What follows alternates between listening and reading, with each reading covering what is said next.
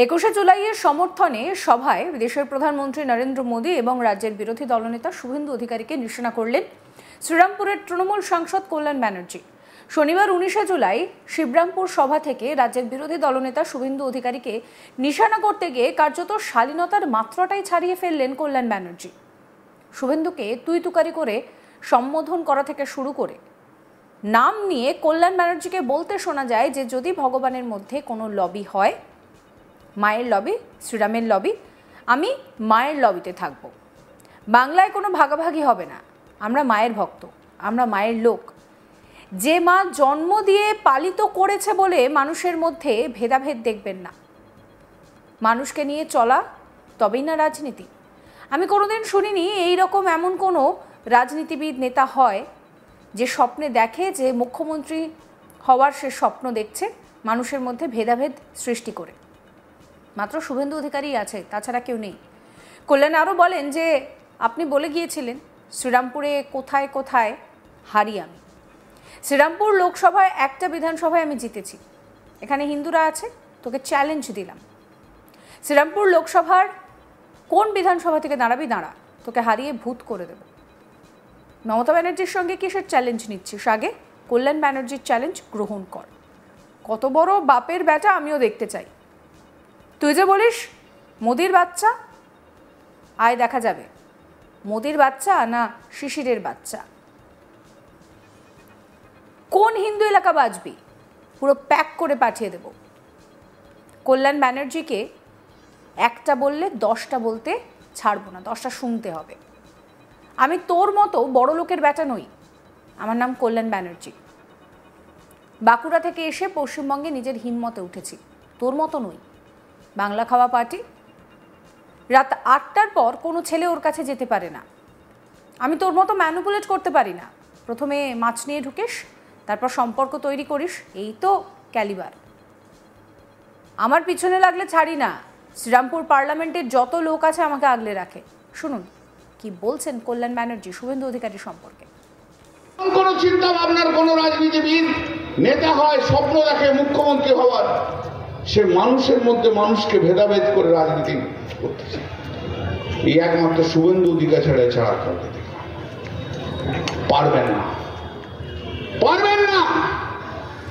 আর বলে গেছেন না শ্রীরামপুর পার্লামেন্টে আমি কোথায় কোথায় হারি, আমাদের কিছুই জান না, গর্ধ ভাবনি, পড়াশোনা নেই, অশিক্ষিত ছাগল একটা, অশিক্ষিত ছাগল আপনি।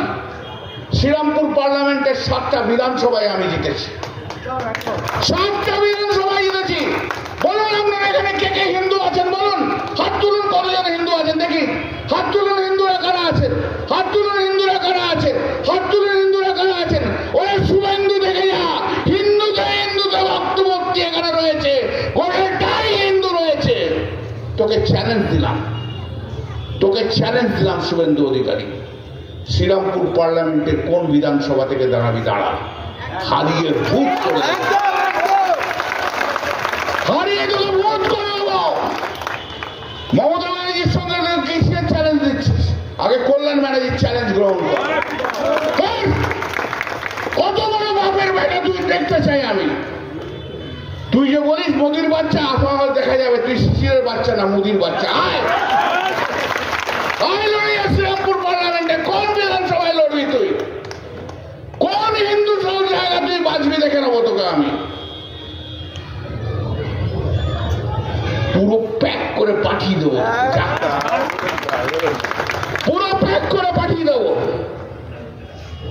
শোনা বলে দিচ্ছি, যাকে যা ভাষায় বলবি বলবি।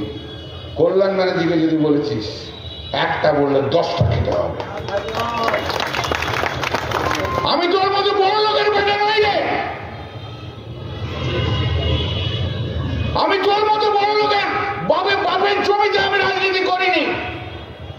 আমার নাম কল্যাণ ব্যানার্জি। বাঁকুড়া থেকে এসে লড়াই করে আমি পশ্চিম বাংলার বুকে উঠেছি, আমার হিম্মতে আমি উঠেছি, তোর মতো নয় আমি। তোর মতো আমি টাট্টুকর নই।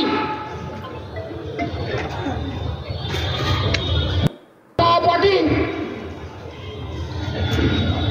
নিজের সিকিউরিটি পর্যন্ত জানেন 4:30 8টার পর কোন ছেলে ওর কাছে যেতে পারে না।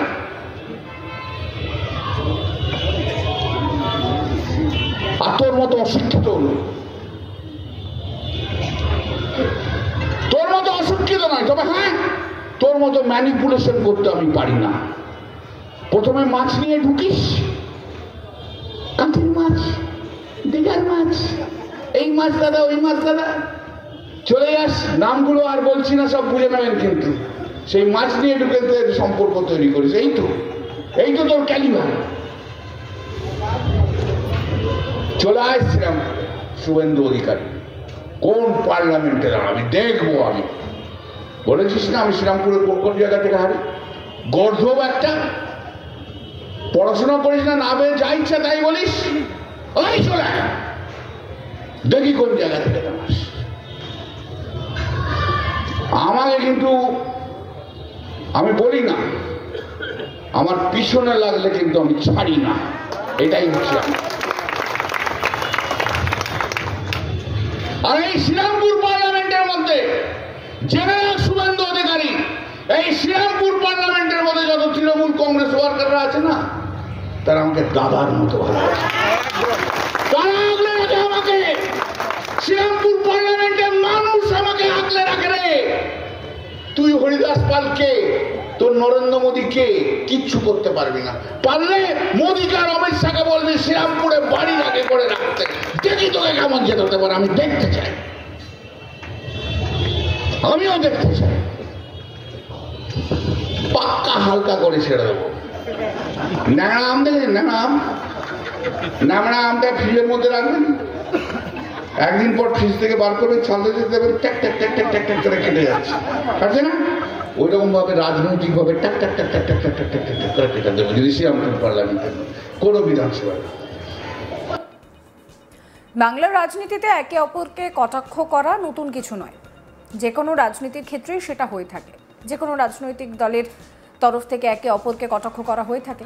কিন্তু সাম্প্রতিক সময়ে যেন কোথাও গিয়ে বাংলার রাজনীতি সেই শালীনতাটা হারিয়ে ফেলছে।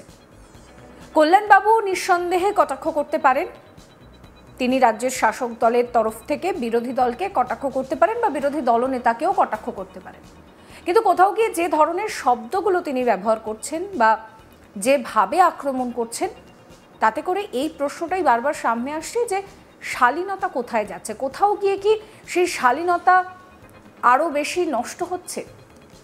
তিনি পরিষ্কার বলছেন যে তিনি হারাবেন শুভেন্দু অধিকারীকে। আপনাদের মতামত জানাবেন, সমস্ত খবরের আপডেটের জন্য চ্যানেলটিকে সাবস্ক্রাইব করবেন, নোটিফিকেশন পেতে বেল আইকনে ক্লিক করবেন, ফলো করতে ভুলবেন না আজ তাক বাংলার হোয়াটসঅ্যাপ চ্যানেলও।